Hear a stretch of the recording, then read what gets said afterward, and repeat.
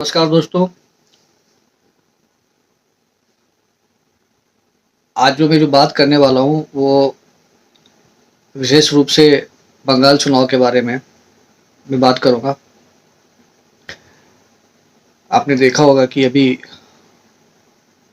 हाल फिलहाल में भाजपा ने बहुत बड़ी जीत दर्ज की है बंगाल में। लगभग 207 सीट लेकर आई है और टीएमसी जो दूसरी पार्टी है वो 80 सीट के करीब लाई है। विधानसभा का कुल 294 सीट था वहाँ पे और उसमें जीत हासिल की है और अब तो वहाँ के मुख्यमंत्री भी बन गए शुभेंदु अधिकारी। तो आज जो मैं बात करूँगा कि किस तरीके से बंगाल में बीजेपी ने अपना किला फतेह किया है काफ़ी वर्षों के बाद। अगर आप देखोगे बंगाल को तो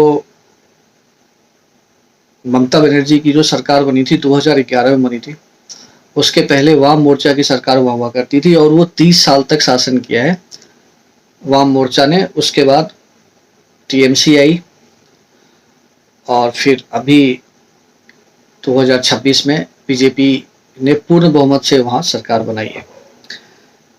ऐसा नहीं है कि बीजेपी बहुत आनंद फानंद में सरकार बना ली है। ये 2011 से लगभग 15 साल से बंगाल में काम कर रही थी और अभी जाकर के बीजेपी को सरकार बनाने में सफलता मिली है। बंगाल का हमेशा से जो राजनीति रहा है वो बिल्कुल अलग रहा है। वहाँ हमेशा जो सरकार खास करके ममता बनर्जी से जो पहले सरकार हुआ बनी थी वो वाम मोर्चा की बनी थी और 2007 के बाद जो सारी परिस्थिति है वो बदल गई। अभी मैं बताऊंगा आगे कि कैसे 2007 के बाद सारी परिस्थिति कैसे बदल गई बंगाल की और उसके बाद टीएमसी सत्ता में आई।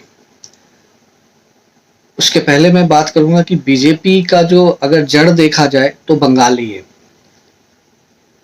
अब इसमें जैसे अभी आप सुनते हो कि बीजेपी जो है बंगाल में जीत का श्रेय दे रही है या एक तरीके से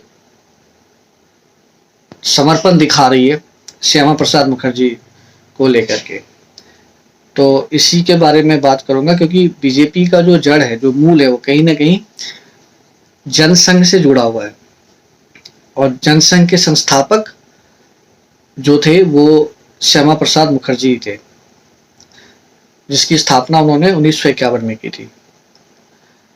अब थोड़ी सी बात मैं कर देता हूँ श्यामा प्रसाद मुखर्जी के बारे में। जो उनका पॉलिटिकल करियर स्टार्ट हुआ था उसके बारे में देखा जाए तो उनका बंगाल में ही जन्म हुआ था और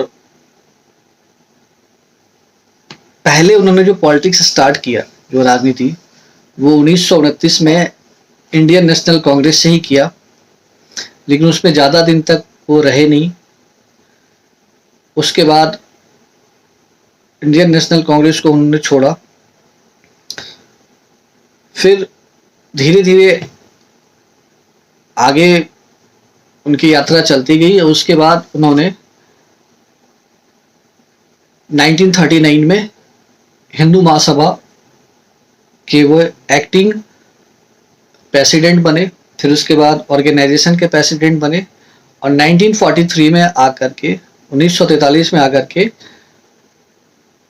अखिल भारतीय हिंदू महासभा के वो प्रेसिडेंट चुने गए और 1946 में आकर के उन्होंने फिर इस्तीफा दिया हिंदू महासभा से। देश की आज़ादी के बाद जब इंटरिम सरकार बनी, अंतरिम सरकार, तो हालांकि वो विरोध करते आए थे कांग्रेस का, लेकिन फिर भी विरोध के बावजूद भी जवाहरलाल नेहरू की सरकार में उनको कैबिनेट मिनिस्टर बनाया गया था और फिर वो कैबिनेट मिनिस्टर के तौर पे उन्होंने काम किया। फिर वो अलग होकर के जनसंघ की स्थापना की 1991 में, 1951 में। फिर उसके बाद वो कश्मीर गए और कश्मीर के लिए, जम्मू कश्मीर के लिए लड़ाई लड़ी कि वो भारत का एक अभिन्न अंग है।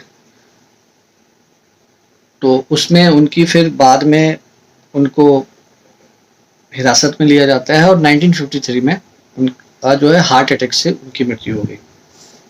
ये कहानी है, मैंने थोड़ा इसको संक्षिप्त रूप में मैंने आपको बताया पॉलिटिकल करियर के बारे में। अब यहाँ से 1951 में जनसंघ की स्थापना उन्होंने किया है और जनसंघ ही आगे जा करके 1980 में बीजेपी बनती है, जिसके फाउंडिंग मेंबर जो है वो अटल बिहारी वाजपेयी, LK आडवाणी, और इनको भी, श्यामा प्रसाद मुखर्जी को भी एक फाउंडिंग मेंबर के तौर पे देखा जाता है, संस्थापक के रूप में देखा जाता है। क्योंकि जनसंघ जो बनी थी 1951 में, उसमें कहीं ना कहीं जो उसको जो मदद कर रही थी वो RSS मदद कर रही थी। क्योंकि RSS जो है वो कहीं ना कहीं एक पॉलिटिकल पार्टी तो नहीं है, लेकिन उसका आइडियोलॉजी ही आगे चल करके जनसंघ और बीजेपी जो उसको चला रही है वो खास करके RSS की ही आइडियोलॉजी है। तो RSS एक तरीके का शाखा है और RSS पॉलिटिकल पार्टी नहीं है, लेकिन हाँ वो एक तरीके से एक बहुत बड़ी ऑर्गेनाइजेशन है जिसमें ये पॉलिटिकल पार्टियां काम करती है, जनसंघ और उसके बाद फिर बीजेपी। तो कहीं ना कहीं आपको समझ में बात आ गया होगा कि जो बीजेपी आज खड़ी है उसका कहीं ना कहीं मूल में जनसंघ है, और जनसंघ के संस्थापक थे श्यामा प्रसाद मुखर्जी जो बंगाल से आते थे। और बंगाल में कभी भी बीजेपी 2000 पहली बार बीजेपी ने सरकार बनाया है, इससे पहले बंगाल में कभी बीजेपी की सरकार नहीं रही। ये पहली दफा है जो सरकार बनाने में सफलता हासिल की है बीजेपी ने, और बीजेपी ने कड़ी मशक्कत की है। ऐसे तो पहले भी कड़ी मशक्कत बीजेपी ने किया है, लेकिन 2011 के बाद से बीजेपी ने बहुत मेहनत किया है बंगाल में सरकार बनाने के लिए। तो आज जो मैं बात कर रहा हूँ वो मैं पॉलिटिकल एंगल से मैं इसकी बात कर रहा हूँ कि किस तरीके से ये सारी डेवलपमेंट हुई। तो जब वहाँ पे वाम मोर्चा की सरकार थी, तो वाम मोर्चा की सरकार में जो 2007 का जो मुद्दा है, जो एक मैं बता रहा हूँ टर्निंग पॉइंट आया था, खास करके ममता बनर्जी और शुभेंदु अधिकारी की अगर हम बात करें तो इनके बारे में भी बताता हूँ। इनके जो पिताजी हैं वो शिशिर अधिकारी, वो खुद मनमोहन जी के सरकार में मंत्री रह चुके हैं और खुद ये भी मंत्री रह चुके हैं। शुभेंदु अधिकारी भी 1995 में कांग्रेस से ही अपने जीवन की शुरुआत किया, जो पॉलिटिकल करियर है वहीं से स्टार्ट हुआ इनका। फिर ये उसके बाद टीएमसी में ज्वाइन किया और टीएमसी में काफी लंबे समय तक रहे। मुझे लगता है कि टीएमसी में ये 2020 तक थे, 2021 में उन्होंने बीजेपी को ज्वाइन किया है। लेकिन जो ममता बनर्जी के साथ अगर खास रूप से बात करें शुभेंदु अधिकारी की, तो जो एंटी लैंड एक्विजिशन के खिलाफ जो लड़ाई लड़ा था उन्होंने बंगाल में 2007 में, उसमें शुभेंदु अधिकारी ने काफी एक तरीके से लीड कर रहे थे उस आंदोलन को, और ममता बनर्जी भी उस आंदोलन में बढ़ चढ़ के हिस्सा दे रहे थे। वो आंदोलन एक्चुअली ऐसा था कि उसमें कहा जा रहा था कि जो फर्टाइल लैंड है बंगाल के अंदर, उसको सरकार ने क्या किया है, जो कॉर्पोरेट हाउस है उसको दे दी है ताकि वहाँ जो इंडस्ट्री आ सके। तो इसको लेकर के वहाँ पे जो आंदोलन था, और वो आंदोलन काफी उग्र था। आपको पता होगा कि जो टाटा नैनो की जो टाटा का जो प्रोजेक्ट था, उसके लिए सिंगूर एक जगह है बंगाल में, उसके लिए 100 एकड़ जमीन अलॉट की थी जो वहाँ की वाम सरकार थी, और वेस्ट बंगाल की जो इंडस्ट्री है उसके जरिए उसको लैंड दिया गया था। और बाद में टाटा जो है उसको वहां से हटना पड़ा 2000 मुझे लगता है 8 तकरीबन 8 के आसपास, हो सकता है एक साल इधर उधर हो जाए, लेकिन मुझे जहां तक लगता है 2008 के आसपास टाटा को वहां से हटना पड़ा फाइनली, क्योंकि काफी उग्र हो गया था आंदोलन, और उसके बाद से वो इंडस्ट्री वहां से बाहर आ गई। तो वो जो आंदोलन था जो उग्र रूप से हुआ था, 2006 में अलॉट किया गया था उनको, और 2007 में ये आंदोलन स्टार्ट हुआ, 2008 में उनको वहां से छोड़ना पड़ा। जो टाटा नैनो की कंपनी थी वो वहीं पे सिंगूर एक जगह है बंगाल में, तो वहीं बनना था। तो उसके बाद से जो ये आंदोलन चला और उसमें काफी लीड रोल में थे शुभेंदु अधिकारी, और फिर उसके बाद ममता बनर्जी के साथ में 2011 में जाकर के जो सरकार बनती है टीएमसी का, उसका सबसे बड़ा अगर कारण देखा जाए तो ये यही था, एंटी लैंड एक्विजिशन का जो आंदोलन था। उसके बाद शुभेंदु अधिकारी काफी कहा जाए तो पार्टी के काफी प्रमुख रहे, काफी करीबी रहे।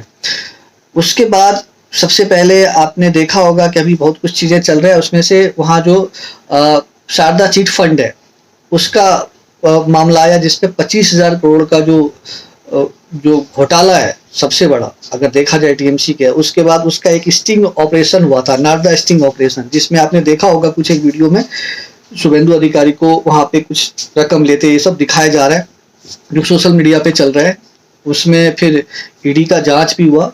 उसके बाद फिर आगे ये सारी चीजें चलता गया और अभी फाइनली 2020 में उन्होंने पार्टी छोड़ा टीएमसी। अब 21 में बीजेपी को शायद उन्होंने ज्वाइन किया था। और फिर अभी रिसेंट डेवलपमेंट ये है कि अभी आप देख रहे हो कि वो सीएम का फेस वहां पे बने। मैं जो बात है वो बता रहा हूँ, जो भी चल रहा है मीडिया में या फिर जो भी अखबार में जो यहाँ हुआ, वो सारी बातें आप चाहे तो इसे जाकर के आप कहीं भी देख लोगे, आपको मिल जाएगी सारी बातें। तो कैसे सरकार में आई थी टीएमसी, कैसे आई थी बीजेपी? 2011 में बंगाल में कुछ भी नहीं थी। 2016 में कुछ लीड मिला बीजेपी को, कुछ आया। फिर 2021 में अगर देखा जाए तो कुछ हद तक, लेकिन 2026 में अगर आप देखोगे तो ये एक तरीके का बहुत बड़ा विक्ट्री है, एक तरफा। और इसका देखो सबसे बड़ा कारण क्या है, ममता बनर्जी के सरकार में अगर आप देखोगे, मैं नहीं बोल रहा हूँ, बंगाल के लोग भी बोलते हैं, कहीं ना कहीं जो एक पक्ष को है वो कहीं ना कहीं दरकिनार ही किया गया है, जिसका वहाँ मेजोरिटी था। दूसरा सबसे बड़ा मुद्दा क्या था बंगाल में, वो बंगाल में जो मुद्दा है वो एक तरीके का रिलीजियस जो इशू है वो भी है, धार्मिक मुद्दा भी है। सबसे बड़ा अगर देखा जाए तो वहाँ पे घुसपैठिए का मामला जो काफी दिनों से चल रहा था। बंगाल एक एपी सेंटर है जहाँ से बांग्लादेश के घुसपैठिए वहाँ घुसपैठ करते हैं और बाकी पूरे भारत में वहां से वहां तक जाते हैं। तो एक एपी सेंटर बना हुआ है और एक पक्ष को बराबर जो है वो नकार रही थी। मेन स्ट्रीम मीडिया की बात करें तो वो भी रिपोर्टिंग वहां सही से नहीं कर सकती थी। ये सारी बातें पब्लिक डोमेन में है, कुछ भी छुपा हुआ नहीं है कि किस तरीके से वहां सरकार चल रहा था। दूसरा, इंडस्ट्री वहां जाना नहीं चाहती थी। मतलब मैंने आपको टाटा का केस बताया कि किस तरीके से वो वहां से छोड़ के आ गई, और उसने बोला कि उसने छोड़ने के पीछे जो रीजन था वो खास करके ममता बनर्जी में जो लीड कर रही थी, उसमें जो उग्र आंदोलन चला था उसके वजह से वहां से छोड़ के आई। हालांकि उसका डिसीजन अभी आया है कि जो वेस्ट बंगाल की जो बॉडी है, जो लैंड को टाटा को जो लैंड को दिया था, उस समय का अभी मामला आया है जिसमें कि उसको कॉम्पनसेट करा जाएगा कोर्ट से। ये जो ट्राइब्यूनल ने डिसीजन दिया है कि लगभग 765 करोड़ टाटा को कॉम्पनसेशन दिया जाएगा उस मामले में। ये हाल फिलहाल का निर्णय है। तो वहां को इंडस्ट्री जाना नहीं चाहती थी। मैं रीजन बता रहा हूँ कि किस तरीके का धीरे धीरे करके ये सारी बातें हुई। और खास करके जो सबसे बड़ा मुद्दा मैंने बताया आपको, अभी घुसपैठिए का मुद्दा बताया, जिसको लेकर के सरकार एकदम चुप्पी साध रखी थी और एक वर्ग में काफी नाराजगी था इसको लेकर के। दूसरा, अभी बात आ रहा है कि एसआईआर के थ्रू बहुत सारा जो आप देख रहे हो कि जो डुप्लीसिटी था उसको हटाया गया और एक तरीके से देखा जाए तो इसको रिफाइन किया गया, वोटर्स को भी, है ना। इस तरीके का मुद्दा भी आपने देखा होगा सारा। तो बंगाल में एक तो ये भी एक कारण जो बताया जा रहा है कि एसआईआर रहा। हालांकि एसआईआर से कहीं ज्यादा मुद्दा मैंने आपको बताया कि वो जो घुसपैठिए का है वो रहा, और एक सेक्शन को हमेशा इग्नोर करा गया एक ही। दूसरा, भ्रष्टाचार, जैसे मैंने बताया था, शारदा है, उसके बाद जो एक स्टिंग ऑपरेशन हुआ, और भी बहुत सारी चीजें थी। और सबसे बड़ा चीज क्या है कि जो भी केंद्र सरकार की योजना थी उसको लागू करने में जो बंगाल की सरकार थी वो कहीं ना कहीं लापरवाही किया है वहां पे।